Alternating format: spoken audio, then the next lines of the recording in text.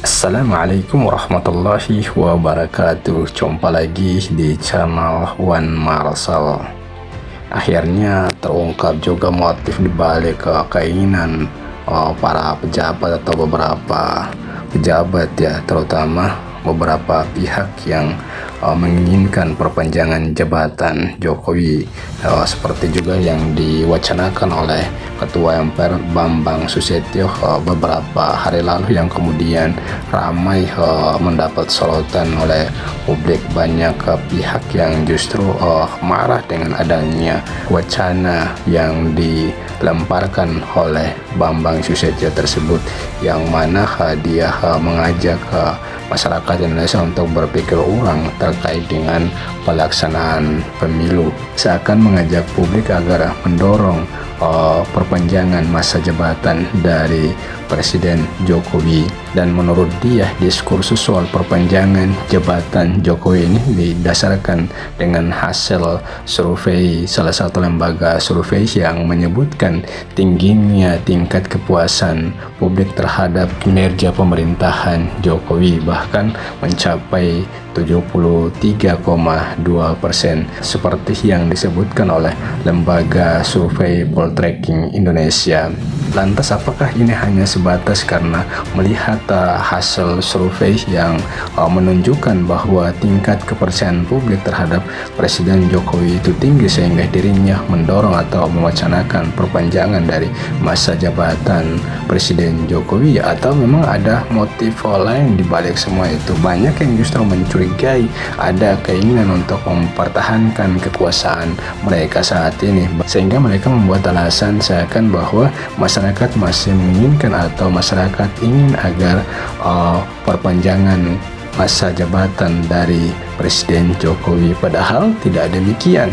Justru fakta yang kita lihat ya, masyarakat menginginkan adanya perubahan. Banyak sekali komentar-komentar warga atau komentar-komentar publik, termasuk juga para praktisi dan para pakar yang juga menyayangkan ataupun mengkritisi ataupun menyoroti pernyataan yang disampaikan Bambang Susetio tersebut. Ketua MPR ini kemudian akhirnya angkat bicara dan menyampaikan alasan dia terkait dengan soal pernyataan dia yang mewacanakan kembali atau mengajak publik untuk berpikir ulang soal pelaksanaan pemilu. Coba kita lihat ya, seperti yang disampaikan oleh Ketua MPR ini, seperti yang diangkat oleh CNN.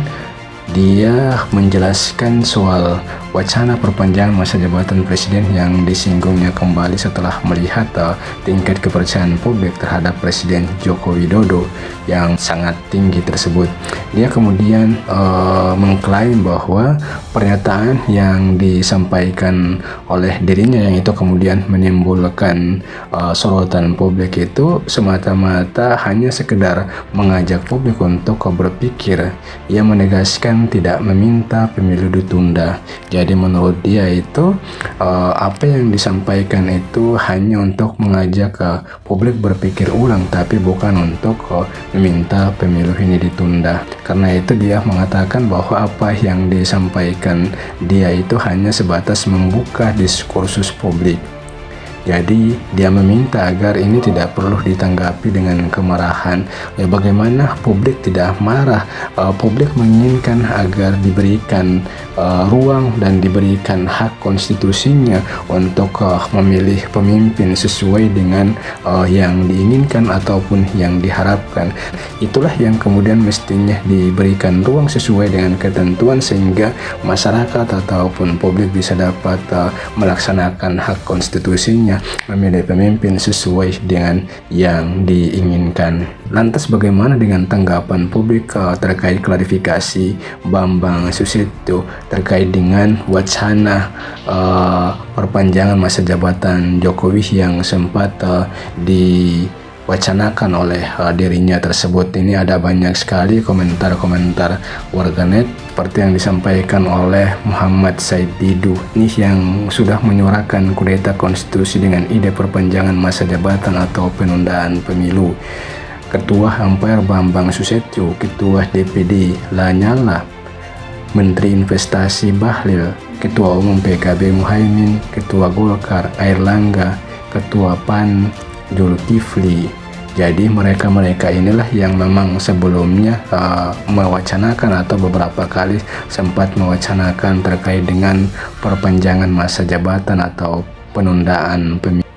Kemudian dari Teuku Gandawan, kalau gitu berdasarkan reaksi publik yang mayoritas kesal dan marah dengan ajakan berpikir Bamsud, saya mengajak publik untuk mengajukan wacana copot segera Bamsud dari jabatan Ketua MPR. Hanya Ketua MPR yang mengajak publik berdiskusi untuk melanggar konstitusi.